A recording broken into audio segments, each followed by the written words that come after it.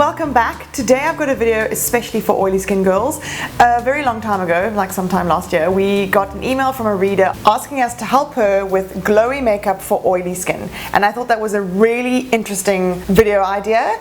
And also because I have oily skin, it's the kind of thing that I struggle with, and I for a long time shied away from highlighter and stuff like that because of my oily skin. But now that I've figured out the best way to manage it, I now can use highlighter to its wonderful effect, and I don't have to worry about looking greasy and shiny all over my face. So today I'm going to take you through the steps. These are all obviously optional steps. I'm not suggesting you need to do all of these every single time you do your makeup. I'm a little bit extra, so sometimes I do all of them together, but on the whole you can kind of pick and choose the things you think would work best for you. I'm going to be using the products I happen to have in my vanity at the moment. I will also list a number of different alternatives in each category in the blog post, so check that out if you want some locally available alternatives. So the first thing I would suggest is using a mattifying primer through your T-zone. So a mattifying primer will obviously help to manage oil production throughout the day, but also create a nice long-lasting base in the parts of your face that tend to get the most oily. So once you've put that on your T-zone, forehead, nose and chin, I then also go in with an illuminating primer,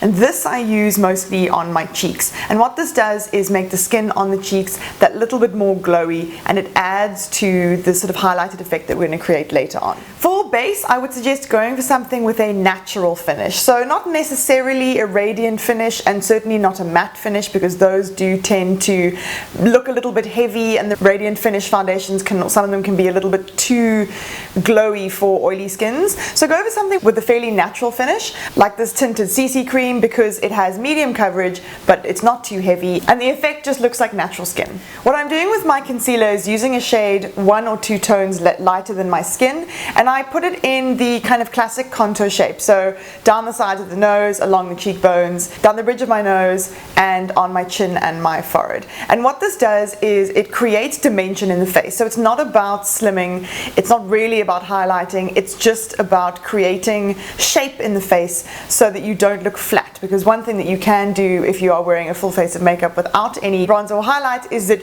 your face starts to look dull, and that contributes to obviously the opposite of this glowing effect that we're trying to go for. I find cream and liquid highlighters to be the most subtle, so this is what I would suggest for the next step, and that is to pop just a small amount of a cream or liquid highlighter product along the cheekbones. You can also put a little bit on your cupid's bow, and this just helps to illuminate the area in a very subtle way. This is very good for day to day, and also creates a sort of another layer of base of highlight. We're going to build it up a bit more later, but this is a really nice subtle creamy glow to the cheekbones without again looking too greasy.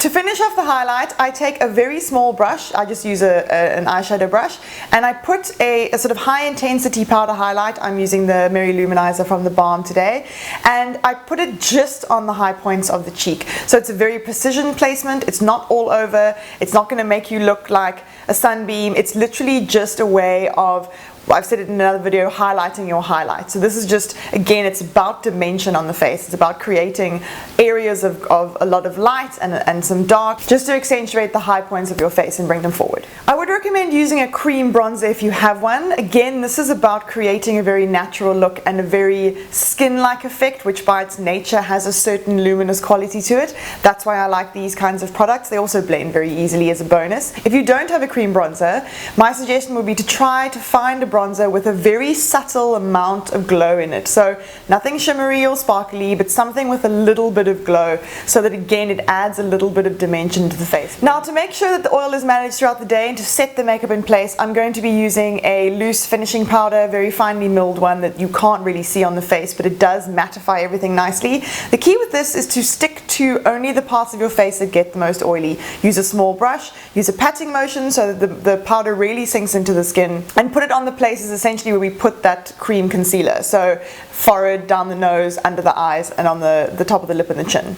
Oily skin can tend to break foundation down through the course of the day. One of the ways to avoid this is by setting it with powder, and another way is using a setting spray at the end of your makeup. What these generally do is they help to increase the longevity of your makeup so that it doesn't break down too quickly, but it also adds another level of illumination to the face. It gives the skin a bit more of a glow as well. It stops it looking powdery if you maybe did go overboard with the powder. It really, again, makes the skin look naturally luminous. Last but not least, I can highly recommend using blotting powders. They are the kind of thing that I keep in my handbag and use on a regular basis. And what they're great for is throughout the day, let's say in the afternoon, you look in the mirror and everything's looking a little bit shiny, especially through the T-zone again. That's certainly where I suffer from a lot of shine. Blotting papers will lift that oil from your face without disturbing the makeup and without meaning you have to add more product on. So you don't have to follow up with powder. You of course can, but it is just amazing what you can achieve with a couple of sheets of blotting paper. Your makeup will look like new. Right, so those are all of my tips for creating a glowy complexion if you have oily skin. If you have any ideas and tips to share, please leave them below. If you have any suggestions for videos we can shoot for you, please leave a comment and we'll see you next time. Bye.